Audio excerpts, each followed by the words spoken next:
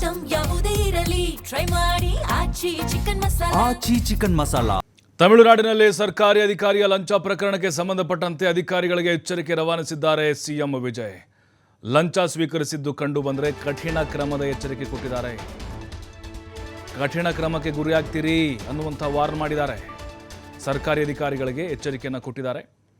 ನೋಡಿ, ವಿಜಯ್ ಯಾವಾಗ ಸಿಎಂ ಆಗಿ ಅಧಿಕಾರ ಸ್ವೀಕಾರ ಮಾಡಿದ್ರು ಭಾಳ ಒಳ್ಳೆ ಕೆಲಸ ಮಾಡ್ತಾ ಇದ್ದಾರೆ. ಹಲವು ಬದಲಾವಣೆಗಳನ್ನು ತರ್ತಾ ಇದ್ದಾರೆ. ಶಾಕ್ ಕೊಡುತ್ತಿದ್ದಾರೆ ಸರ್ಕಾರಿ ಇಲಾಖೆ ಅಧಿಕಾರಿಗಳಿಗೆ. ಯಾರು ಲಂಚ ತೆಗೆದುಕೊಳ್ತಾರೋ ಅಂಥವರ ಹೆಸರನ್ನ ಹೇಳಿ ನಿಮಗೆ ಬಹುಮಾನ ಕೊಡ್ತೀವಿ ಅಂತ ಸಾರ್ವಜನಿಕವಾಗೂ ಕೂಡ ಅವರು ಸಾರ್ವಜನಿಕರಿಗೆ ಹೇಳಿದ್ದಾರೆ. ಈಗ ಕಠಿಣ ಕ್ರಮಕ್ಕೆ ಗುರಿಯಾಗ್ತೀರಿ ಅನ್ನುವಂಥ ಎಚ್ಚರಿಕೆ ಕೊಟ್ಟಿದ್ದಾರೆ.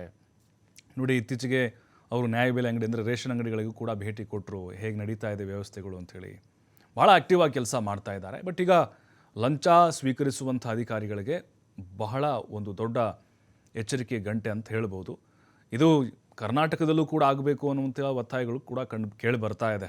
ಅವರಂಗೇನೆ ಇಲ್ಲೂ ಮಾಡಲಿ ಅಂತೇಳಿ. ಬಟ್ ಡಿ ಕೆ ಶಿವಕುಮಾರ್ ಕೂಡ ಮೊದಲೇ ಹೇಳಿದರು, ಅಂತಹ ಅಧಿಕಾರಿಗಳಿಗೆ ನಾವು ಶಿಸ್ತು ಕ್ರಮ ತೆಗೆದುಕೊಳ್ತೀವಿ ಅಂತೇಳಿ. ಬಟ್ ತಮಿಳುನಾಡಲ್ಲಿ ನಾವು ನೋಡೋದಾದರೆ ಬೇರೆ ಮುಖ್ಯಮಂತ್ರಿಗಳಿಗಿಂತ ಬಹಳ ವಿಭಿನ್ನವಾಗಿ ವಿಜಯ್ ಇಲ್ಲಿ ಕೆಲಸ ಮಾಡ್ತಾ ಇದ್ದಾರೆ.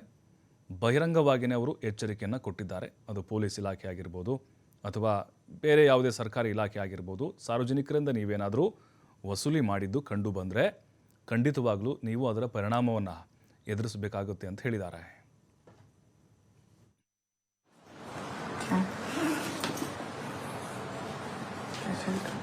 கூட அதெல்லாம் ஒண்ணு கூட எவ்வளவு இருக்கு 30 உனக்கு அனுப்பிச்சிட்டீங்களா?